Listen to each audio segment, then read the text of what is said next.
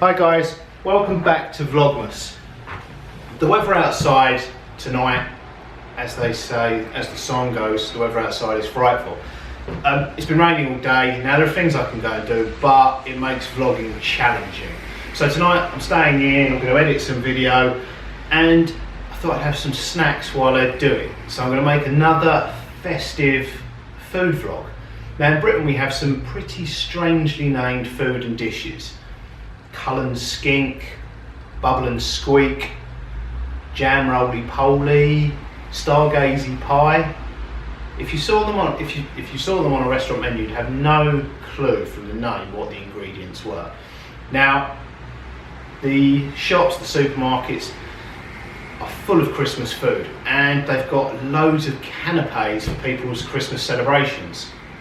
So I've managed to get a small selection of these strangely named dishes that are really popular at this time of year. I managed to get canapé-sized ones so that I can enjoy them as snacks while I'm editing my video, and so that I can run through a whole load of them with you without consuming half a dozen meals. So I was going to say this will help people outside the UK, but some of these dishes, I couldn't remember what they were, and the names give you no clue to their ingredients.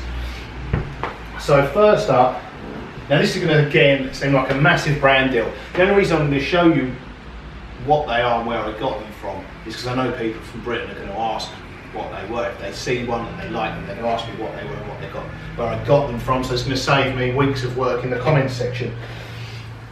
First up is these little canapés. 12 mini cheese on toast selection. 6 bread slices topped with cheddar cheese, 6 mini bread slices topped with oak smoked ham and cheddar cheese. The instructions are cook in 10 minutes, topped with a shake of Worcestershire sauce or hot sauce, a dollop of mango chutney or piccalilli, ketchup or mustard, and garnish with watercress. I'm going to go and pop these in the oven, and then I will tell you what they are referred to as. I was going to say commonly known as, but that would probably not be right.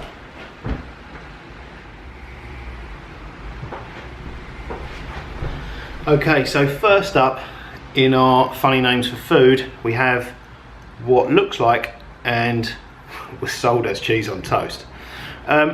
This is called, or known as, Welsh rarebit or Welsh rarebit.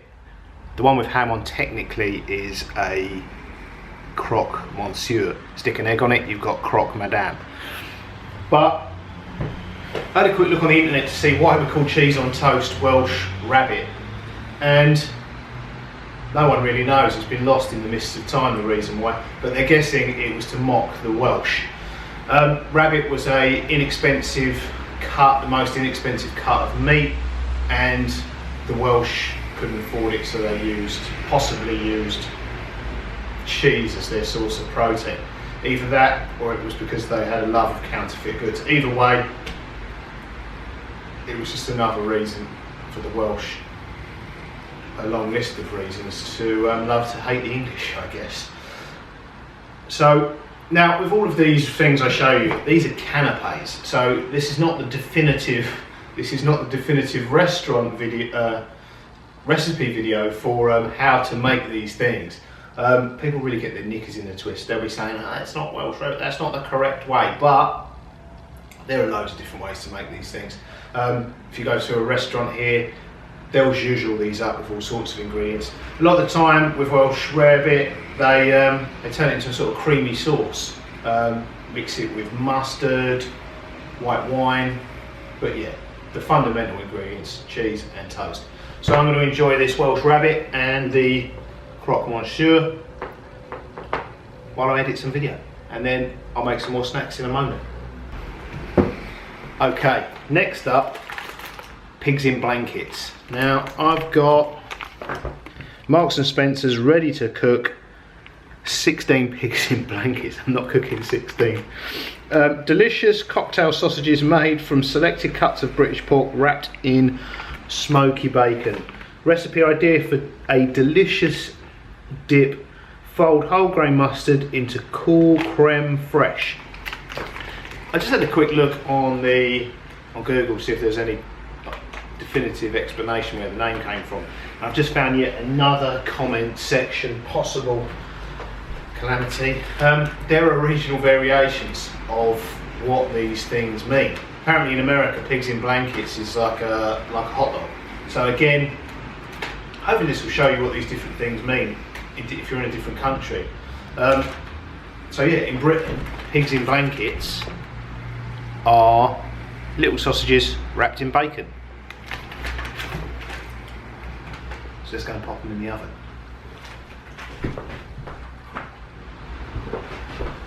Okay, here we go. Pigs in blankets, got some tomato ketchup there to enjoy with them. It's got the little pork sausages wrapped in crispy bacon. So,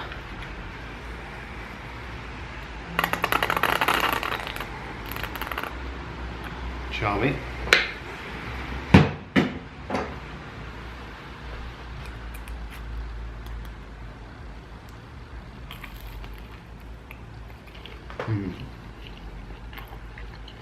Focus. See that nice soft sausage inside the crispy bacon? They are really popular side dish or accompaniment to roast dinners, and particularly Christmas dinner. So I'm going to enjoy these, get on with a little bit more editing. Okay, next up is toad in the hole. But before I talk about toad in the hole, Yorkshire puddings, because they're both basically a batter. So egg flour and milk. Now, I don't know if you're not in the UK, I guess you may not have heard of Aunt Bessie's, but basically she makes pre-made things like Yorkshire puddings, all the trimmings for roast dinners, roast potatoes, stuffing. You just pop it in the oven and that's it. There's no preparation, convenience food.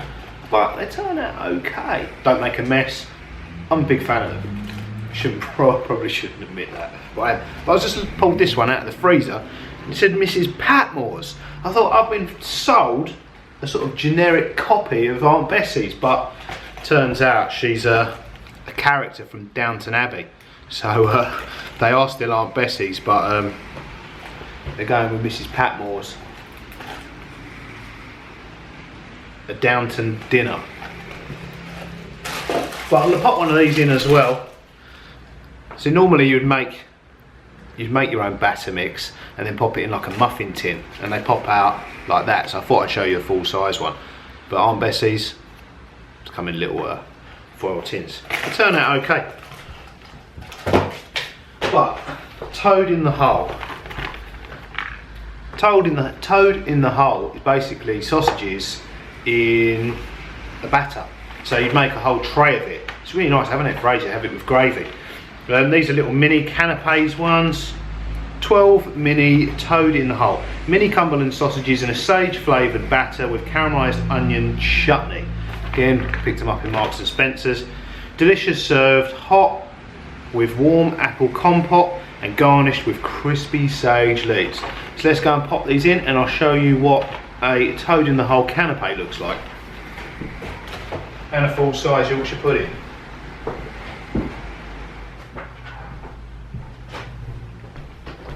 Okay, there we have 3 little toad in the holes. I'm going to enjoy those with some English mustard. Obviously no toads were harmed in the making of the toad in the holes. And 1 Yorkshire pudding.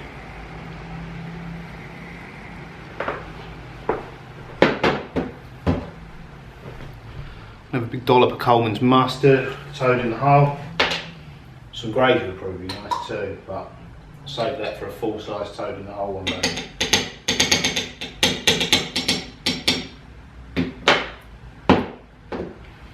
Right, so let's test out the mini toads.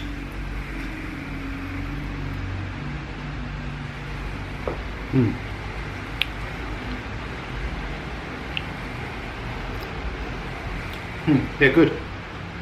Sage is a nice touch. With the Yorkshire pudding, nice and crispy on the outside, and then soft and fluffy in the middle. Perfect. Right, I'm going to enjoy those and do some more editing. Okay, next up are beef Wellingtons. Again, I picked them up from Marks and Spencer's. 10 mini beef Wellingtons, light buttery puff pastry, classically filled with British beef fillet and creamy mushrooms. Cooking, oh, there's a question here. Why not try warming up some red wine sauce and serve it as a dip for these? Because I don't have it. I love beef Wellington. These are the canapé-sized versions. The full-size version, you take a fillet beef, coat it in almost like a mushroom pate, and then wrap that in pastry and cook it. It's then served in slices. So you have a slice of beef surrounded by the mushrooms and encased in pastry. It's incredibly difficult to get it's incredibly difficult to get the beef just right. But yeah, I'll see how these little mini canapé ones turn out.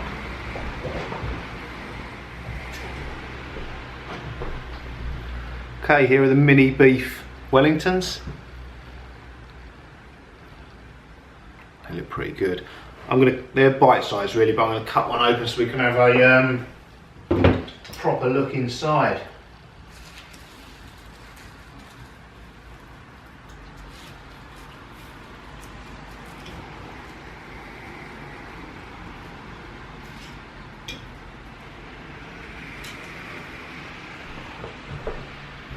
You can see that puff pastry on the outside and beef surrounded by the mushrooms. This we go.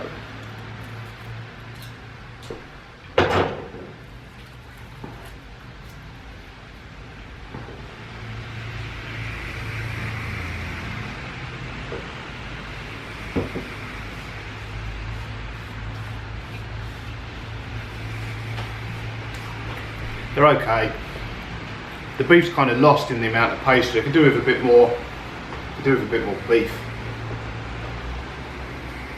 But no, I like them. Pretty good. Pretty good.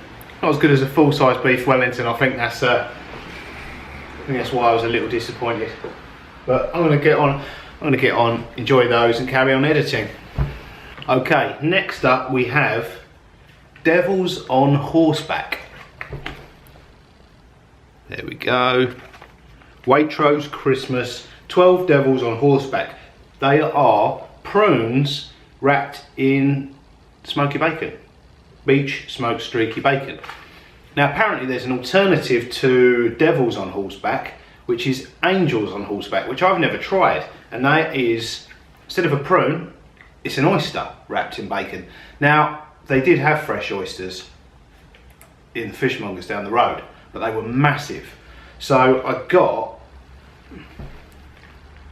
smoked ones, tinned smoked oysters, which is something else I've never had. I've only ever had fresh oysters, but I think not only will they be a better size to replace the prunes with, because I'm literally going to pull one of the, I haven't got any bacon, I'm going to pull the prune out and stick an oyster in. I think they'll be a better size. I also think they're going to be easier to work with than a fresh oyster.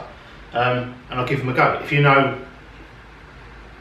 If you've ever tried the difference between tinned angels on horseback and fresh angels on horseback, let me know in the comments below the difference. But I'm going to go and pop those in and see how they turn out.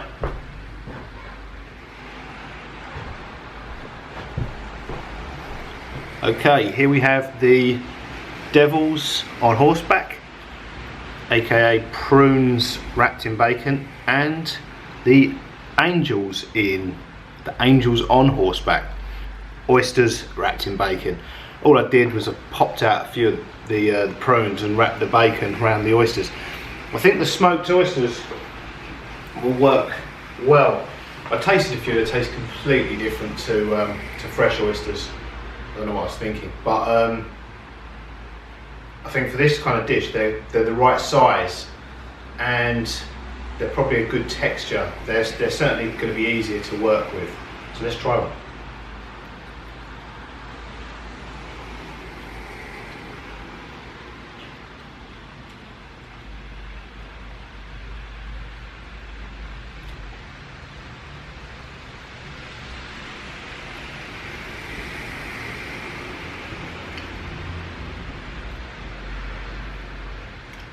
That's pretty good actually. The smoked oysters, they don't have they're not a strong fishy taste when you eat them straight out of the tin.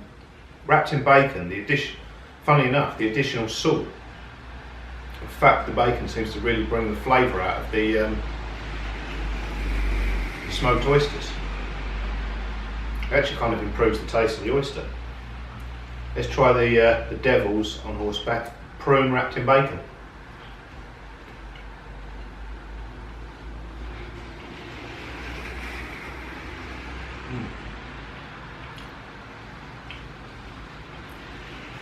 Actually work quite well together. I'm going to enjoy the rest of those and carry on with my editing. Okay, the last thing I want to take a look at is puddings or dessert. Now, a lot of the time, for a lot of the year, you can get a steak and kidney pudding. But at Christmas puddings are sweet. And what does this one contain? Now I've got a Christmas pudding. I'm not actually going to eat this now, but the reason I got one is the only time I ever eat Christmas pudding is pretty much on Christmas Day or Christmas parties leading up to the big day itself. And I'm not a huge fan of it, but I think it's because they're killed in the cooking. I mean, I think this little one just needs steaming. I think a lot of the time people, they kill them. They dry them right out, and then for a bit of theatre at the table, they douse them in brandy and torch it. That kind of gives the outside the texture of a cannonball. It's rock solid. So they dry it out and they make it even worse. So I thought I'd try a proper one before Christmas. Because it contains, warning, overheating may cause fruit and sugar to ignite. It contains things, it's a mixture of things which should taste amazing, but vine fruit sultanas, currants and raisins, Demerara sugar, glacé cherries, cognac, almonds, walnuts, orange peel, molasses, sugar. In theory, that sounds great. The other thing, mince pies. Now, you would imagine a mince pie is going to contain ground beef, wouldn't you? But not at Christmas. Again, mixture of similar mixture to the Christmas pudding of fruit and sugar and a little bit of animal fat. Although I think now they use, this one's probably going to have vegetable fat, like with vegetarian. I had a quick look on the internet and it said originally these were meat pies, ground meat pies with fruit. So you had meat and fruit. But over the years, I think that was in the 15th century, over the years they've become, well, you can still get meat and fruit pies, but mince pies here in Britain at Christmas are a dessert. What have we got in here? Dried vine fruit sultanas, currants, raisins, apples, vegetable suet, so yeah, vegetables instead of beef suet or venison suet, I guess. Lemon peel, orange peel, sugar, spices, so sweet spices, cinnamon, nutmeg and cloves, black treacle. I'll show them inside one, I'll take a bite. But yeah, really popular on Christmas Day, Christmas dinner. Fresh cream, brandy butter, maybe ice cream. Either cold or heated up. They're nice.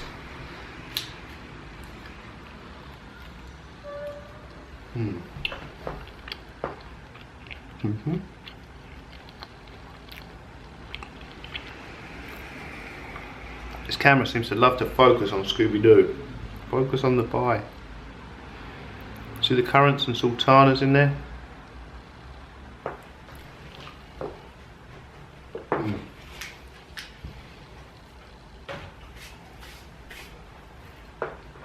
what I wanted to finish with, something I haven't had for years. I don't think I've had since school dinners.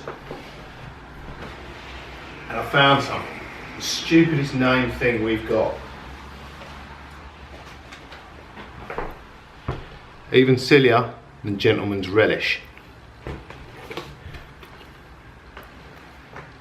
Spotted dick. I couldn't even remember what it was. It's, the ingredients in this are currants, flour, milk, sugar, vegetable suet, eggs. God knows why they called it spotted dick. I'm going to heat one of these up and have it with some cream, so I'll be back in a second.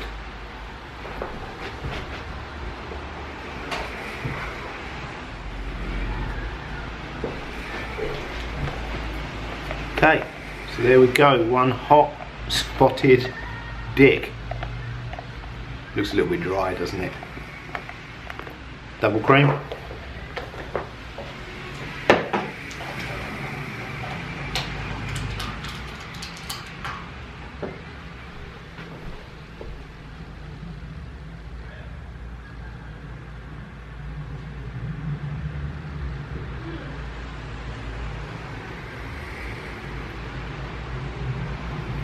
Right, let's dig in.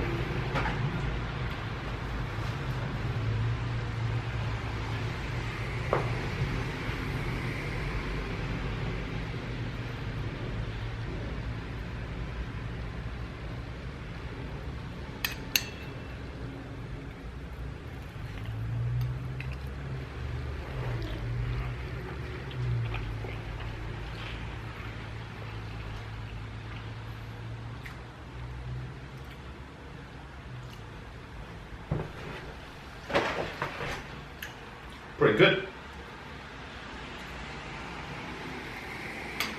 Basically like a fruit cake, a currant cake. Why they called it that, I don't know.